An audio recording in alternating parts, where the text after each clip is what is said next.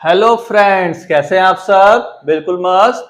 तो बिल्कुल मस्त रहिए, स्वस्थ रहिए और मेरे साथ बायोलॉजी को बिल्कुल आसान तरीके से पढ़ते रहिए।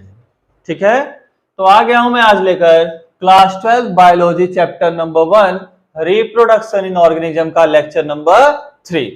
और आज का हमारा पहला टॉपिक है unusual flowering phenomena. Unusual flowering phenomena. कई सारे ऐसे प्लांट होते हैं जो फ्लावरिंग अनयूजुअल फ्लावरिंग शो करते हैं, मीन्स उनका कुछ फिक्स टाइम नहीं है, कुछ फिक्स सीजन नहीं है।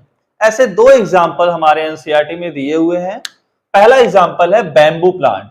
इसका एग्जाम्पल है बैम्बू प्लांट। इसका पहला पॉइंट क्या है? Flower once in its life after 15 to 100 year. 50 से 100 साल के बाद ये एक बार फ्लावरिंग शो करता है। Produce large number of seed and die. जब ये 50 या 50, 60, 70 या 100 साल का जब हो जाएगा तो इसमें फ्लावरिंग होगी, और जब फ्लावरिंग होगी तो ढेर सारे सीड प्रोड्यूस करेगा।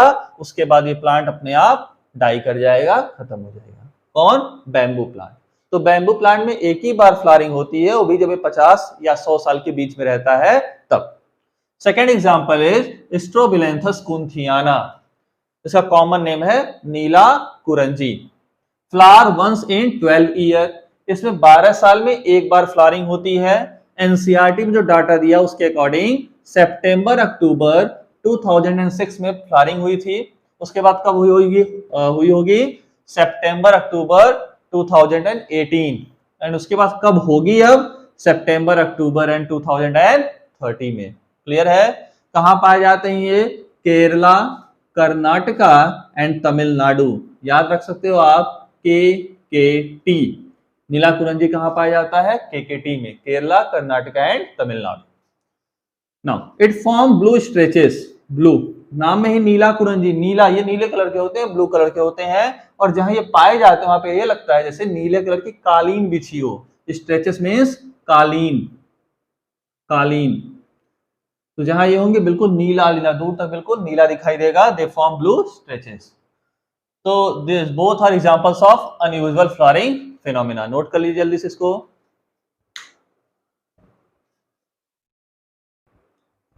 Now next topic is reproductive cycle. Now what is reproductive cycle?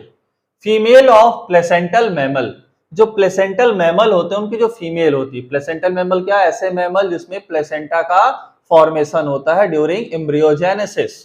तो जो प्लेसेंटल मैमल की फीमेल होती हैं, दे एग्जिबिट साइक्लिक चेंजेस। उनके अंदर कुछ साइक्लिक चेंजेस होती हैं इन द एक्टिविटी ऑफ, किसकी एक्टिविटी में? ओवरी की एक्टिविटी में, ओवरी से अटैच एसेसरी डक्ट की एक्टिविटीज में, और हार्मोनल चेंजेस भी होते हैं। कैसे चेंजेस होते हैं? हार्मोनल चेंजेस होते हैं। कब होते हैं? During reproductive phase. जब उनका रिप्रोडक्टिव फेज चलता रहता है उस टाइम कुछ साइक्लिक चेंजेस होती हैं। कहां कहां पे? ओवरी में, एसेसरी डक्ट में और हार्मोन्स में। उस चेंज को हम बोलते हैं रिप्रोडक्टिव साइकिल। अब ये रिप्रोडक्टिव साइकिल कितने टाइप्स की? 2 टाइप्स की, stress cycle and menstrual cycle.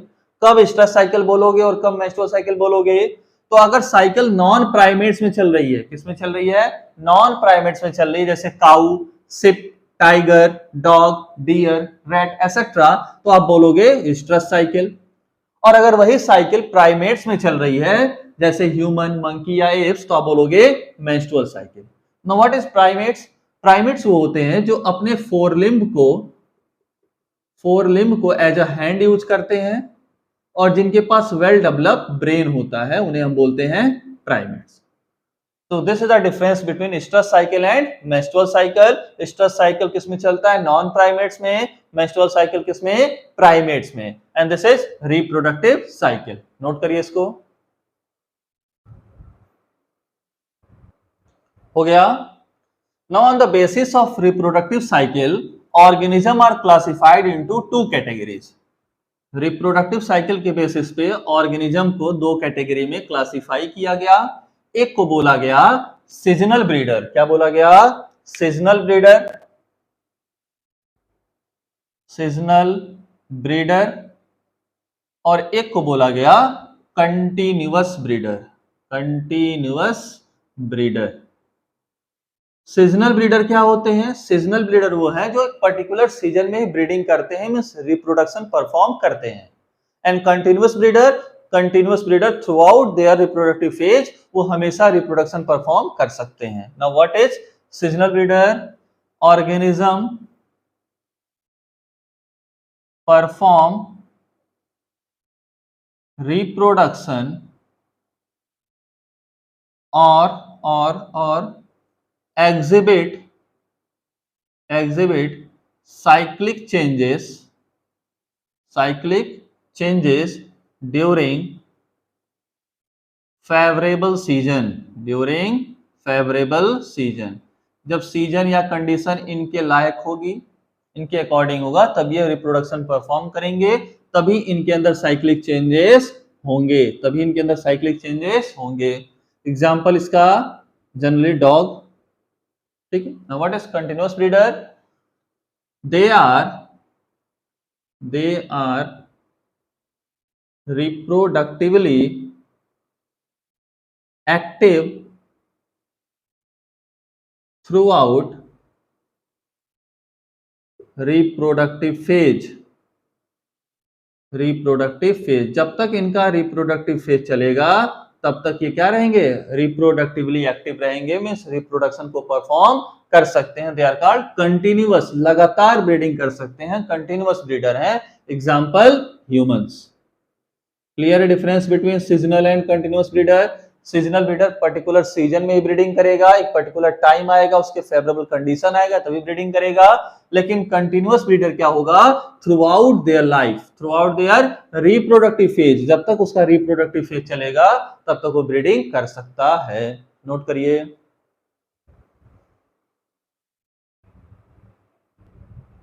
हो गया बच्चों? नो। और next topic is events in sexual reproduction। events in sexual reproduction। events in sexual reproduction। Sexual reproduction के बारे में हमने पढ़ लिया है।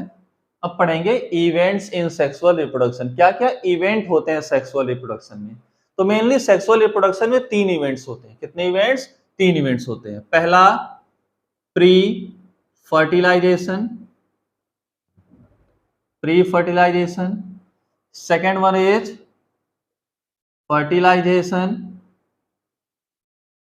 And third one is post fertilisation. Pre fertilisation, fertilisation and post fertilisation. बोलिए मेरे साथ, pre fertilisation, fertilisation and post fertilisation. पहला प्री फर्टिलाइजेशन। प्री मींस पहले, फर्टिलाइजेशन से पहले जो भी प्रोसेस होगा that is pre fertilisation process. उसके बाद फर्टिलाइजेशन जिसमें fusion of male and female gamete होगा, जाइगोट का फॉर्मेशन होगा, और जाइगोट बनने के बाद के जो प्रोसेस हैं दैट इज जाइगोट के बारे में डिटेल स्टडी, एंड एम्ब्रियोजेनेसिस का जो प्रोसेस है वो हम पढ़ेंगे किसमें? Post fertilisation. पोस्ट मींस बाद में, फर्टिलाइजेशन के बाद जो प्रोसेस होंगे that is post fertilisation. Now pre fertilisation हमें 2 चीजें पढ़नी है, 2 प्रोसेस पढ़ना है। पहला पढ़ना है gametogenesis. What is gametogenesis? Genesis means formation, gametogenesis means gamete का फॉर्मेशन। किसका फॉर्मेशन पढ़ना है? गैमीट का फॉर्मेशन। मेल में मेल गैमीट का फॉर्मेशन और फीमेल में फीमेल गैमीट का फॉर्मेशन। अब गैमीट बन गया तो गैमीट को आगे क्या करना है? गैमीट को ट्रांसफर करना है, गैमीट को ट्रांसफर पढ़ना है। तो अगला प्रोसेस होगा गैमीट ट्रांसफर। गैमीट बन गया, गैमीट का ट्रांसफर भी हो गया। अब गैमीट का जब ट्रांसफर हुआ तो गैमीट का फ्यूजन होगा दैट इज फर्टिलाइजेशन, और फर्टिलाइजेशन होने के बाद क्या बनेगा? जाइगोट। तो हमें क्या पढ़ना है इसमें? जाइगोट के बारे में पढ़ना है, और जाइगोट बनने के बाद उसका होगा embryo formation that is embryogenesis and zygote. Clear है? तो क्या क्या पढ़ना हमें? प्री फर्टिलाइजेशन में पढ़ना है गैमेटोजेनेसिस एंड गैमीट ट्रांसफर, उसके बाद पढ़ना फर्टिलाइजेशन, और फिर क्या पढ़ना है? पोस्ट फर्टिलाइजेशन में जाइगोट और एम्ब्रियोजेनेसिस के बारे में। क्लियर है? तो these are the events in sexual reproduction. Note it down. हो गया। नाउ स्टार्ट करते हैं पढ़ना पहला process, that is gametogenesis. Heading डालिए गैमेटोजेनेसिस। गैमेटोजेनेसिस, दो गैमेटोजेनेसिस दो वर्ड से मिलकर बना है, गैमीट एंड जेनेसिस। जेनेसिस में मैंने आपको बताया फॉर्मेशन, तो गैमीट का फॉर्मेशन कहलाएगा gametogenesis. What is gametogenesis? Formation of gamete, formation of gamete. Now there is formation of two types of gamete, दो टाइप के गैमीट का फॉर्मेशन होता है, मेल में मेल गैमीट और फीमेल में फीमेल गैमीट। तो there is formation of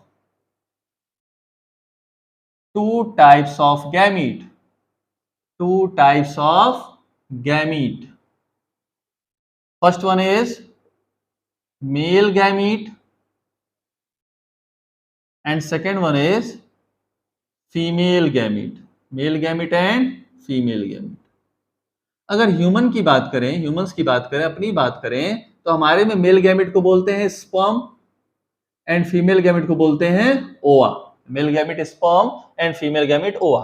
तो जनरली गैमेट के फॉर्मेशन को तो गैमेटोजेनेसिस बोलते ही हैं, लेकिन स्पर्म के फॉर्मेशन को हम बोलेंगे स्पर्मेटोजेनेसिस।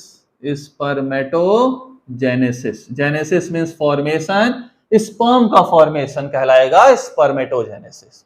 नाउ ओवा, ओवा के फॉर्मेशन को बोलते हैं oogenesis, oogenesis। ओवा के फॉर्मेशन को oogenesis।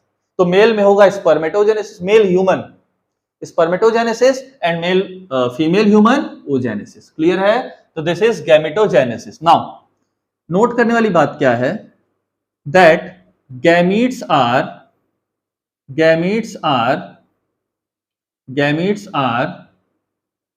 Haploid, gametes are haploid.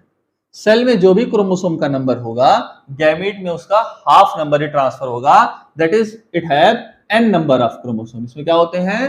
Haploid number of chromosome, half number of chromosome, या फिर n से डिनोट करते हैं। Gametes are haploid. क्लियर है? नोट करिए इसको जल्दी।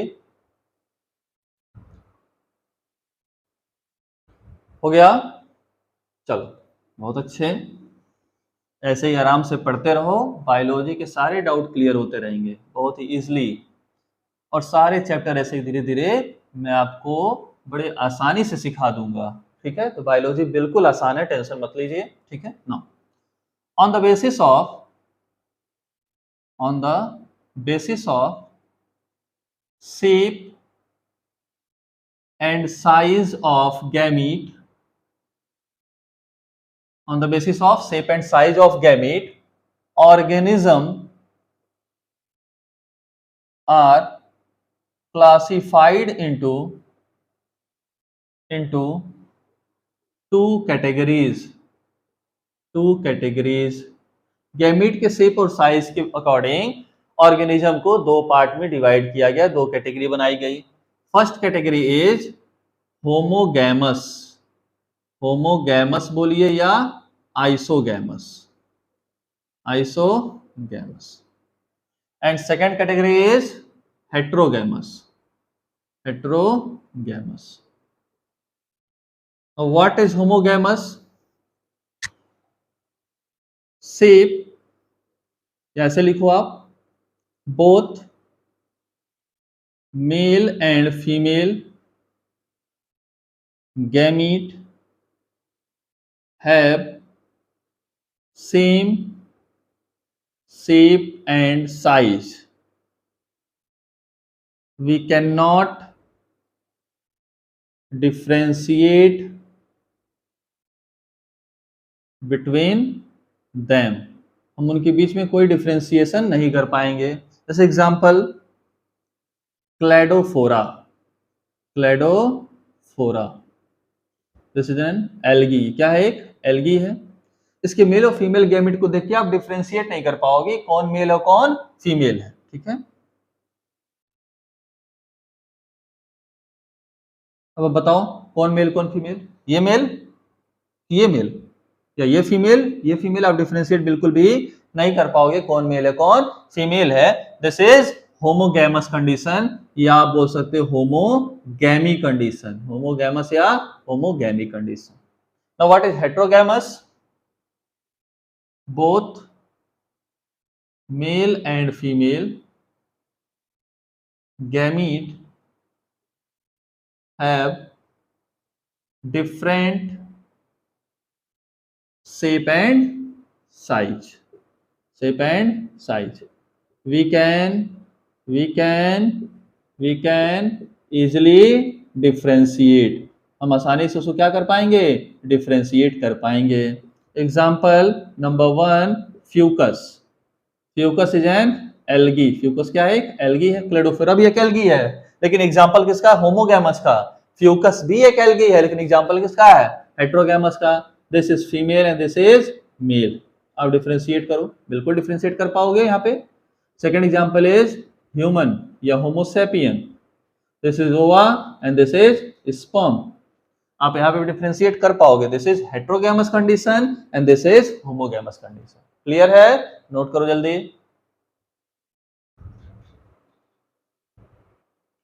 हो गया बच्चों?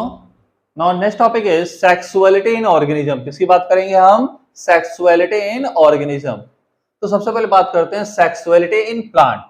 प्लांट को सेक्सुअलिटी के बेसिस पे दो पार्ट में क्लासिफाई किया गया है, कैरेक्टराइज किया गया है। First one is bisexual, homothallic और मोनोसियस। अब बाइसेक्सुअल बोलो या होमोथैलिक बोलो या मोनोसियस बोलो, बात एक ही होती है। इसका मतलब क्या है? इसका मतलब होता है both sex organ that is male and female are present in same organism। एक ही ऑर्गेनिज्म में दोनों सेक्स ऑर्गन अगर प्रेजेंट है, मेल और फीमेल, तो उसे हम बोलेंगे बाइसेक्सुअल या होमोथैलिक या मोनोसियस। तीनों का मतलब एक ही है। इसके एग्जांपल क्या है प्लांट्स में? Sweet potato, Chara, pea, coconut and cucurbit. ये सारे एग्जांपल एनसीईआरटी में दिए हैं, तो इनको याद रखना बिल्कुल जरूरी है। एनसीईआरटी के एग्जांपल्स हैं। क्लियर है?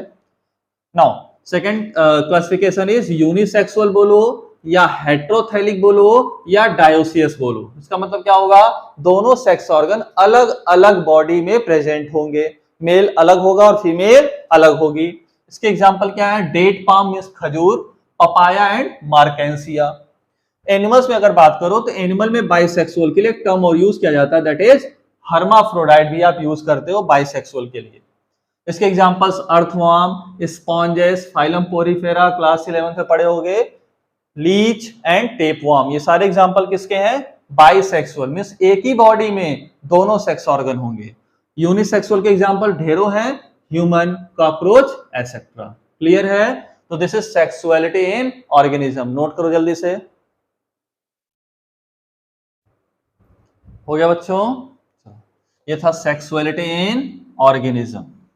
सेक्सुअलिटी इन ऑर्गेनिज्म, जिसमें हमने प्लांट और एनिमल्स के बारे में पढ़ा, कौन बाइसेक्सुअल है, कौन यूनिसेक्सुअल है। नाउ अगर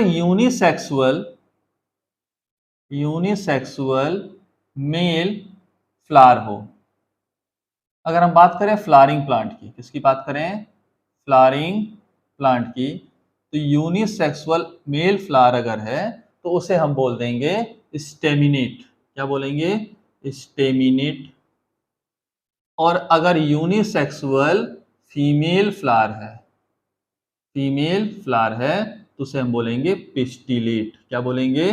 पिस्टिलेट। स्टेमिनेट मतलब सिर्फ उसमें स्टेमन है। अगर मेल प्लांट है, सिर्फ मेल फ्लावर है, तो उसमें सिर्फ क्या प्रेजेंट होगा? स्टेमन, तो उसको हम बोलेंगे स्टेमिनेट।